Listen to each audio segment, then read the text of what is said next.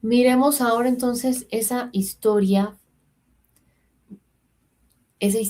familiar compartida. ¿Mm? ¿Qué es importante? La historia que tú compartes con tu familia comenzó aún antes de que te concibieran, incluso antes de que hubiera un óvulo fertilizado en el vientre de tu mamá. Ya compartes el entorno celular con tu madre, con tu abuela. Entonces son tres generaciones que comparten un mismo entorno biológico. Quiero hablarte entonces de esa biología celular. Hay un autor, Bruce Lipton, pionero de la biología celular, que ha demostrado algo muy valioso. Mira esto. Dice que pensamientos, creencias, emociones, tanto positivas como negativas, impactan, afectan nuestro ADN. Emociones como miedo, amor, esperanza, alteran bioquímicamente la expresión genética de los hijos. ¿Sí? ¿Por qué? Porque la madre libera una gran cantidad de hormonas y señales de información debido a las emociones que siente. Cuando son emociones crónicas, repetitivas, marcan al hijo y eso determinará que pueda prepararse para adaptarse a su entorno o tal vez no, para adaptarse con dificultad o tal vez con más facilidad. Entonces es importante ahí tener eso en cuenta. Mira que ahí nos damos cuenta que muchas veces creemos que ese ADN simplemente son las características físicas, pero va mucho más allá. Las creencias, los pensamientos, las emociones impactan no solo en mí, sino en las generaciones futuras que voy a tener. Digamos, si decido ser mamá, si decido ser papá o cuando ya lo decido, ¿sabes? Creemos que solo heredan lo que soy, digamos, en caso de mujeres, cuando ya quedo en embarazo, pero toda mi historia también lo impacta. Y ya nos damos cuenta que no solo impacta en la forma en la que lo crío, sino que lo impacta en su ADN, ¿sí? Entonces, qué importante es tener eso presente. Hay algo que me parece genial y es que Lipton habla de paternidad consciente, ejercer esa labor de paternar, maternar a esos hijos desde el conocer el desarrollo y salud del niño puede tener una influencia profunda de pensamientos, actitudes, conductas de papá, de mamá antes de la concepción hasta el desarrollo postnatal, es decir, posterior al nacimiento. Ahí nos damos cuenta que influye no solo quién soy cuando concibo a ese hijo, con esa pareja, con ese futuro padre que quiero que tenga, sino también con quién fui antes, con los pensamientos que he tenido a lo largo de mi vida, las actitudes, las conductas. Entonces, importante ahí tener eso presente. Ahora, miremos entonces esta parte de la epigenética. Esto me parece genial porque he tenido la oportunidad de aprender de esto en diferentes espacios y ya lo tengo mucho más claro que la primera vez que escuché este concepto y te lo voy a explicar.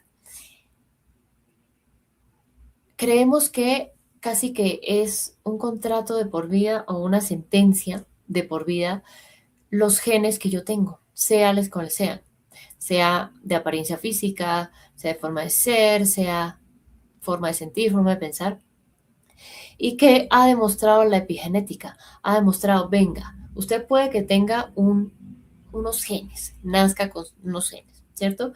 Pero también es importante entender que hay unos factores ambientales que pueden impactar esos genes, que ayuden a que ciertas características o ciertos aspectos o ciertos rasgos de su ADN, de sus genes, se manifiesten o no. Fundamental ahí tener eso presente, porque no significa que si mis genes está, que tengo tal vez algún problema de salud física, algún problema de salud mental, ya significa que lo voy a manifestar. No, depende en gran parte del entorno en el que me desenvuelvo, si se manifiestan esos genes o no. Entonces aquí el autor, al hablar de epigenética, ¿a qué se refiere? Factores de estrés ambientales, toxinas y nutrición inadecuada, así como emociones estresantes, afectan ADN no codificante. Y me dirás, Gina, ¿qué es ADN no codificante? Hay dos tipos de ADN, vamos a llamar. Menos del 2% se encarga de los rasgos físicos, color de cabello, estatura, contextura física, tipo de piel.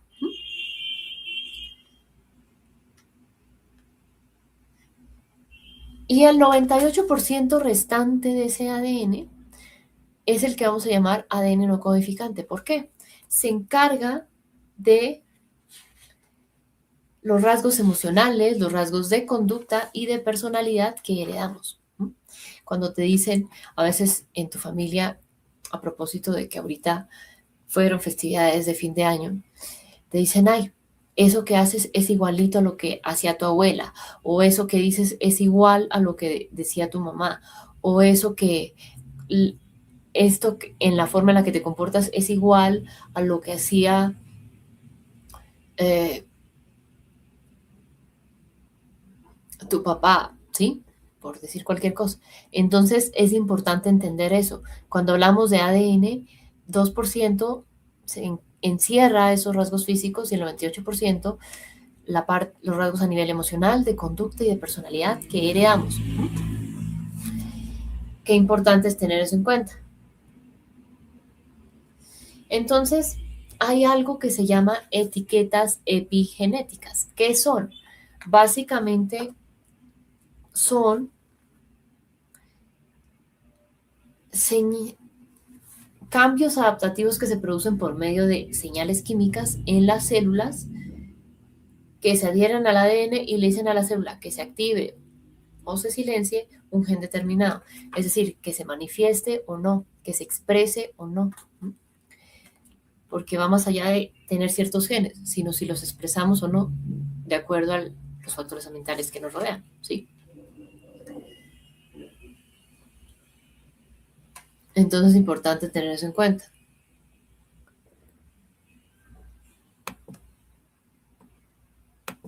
Ahí entendemos que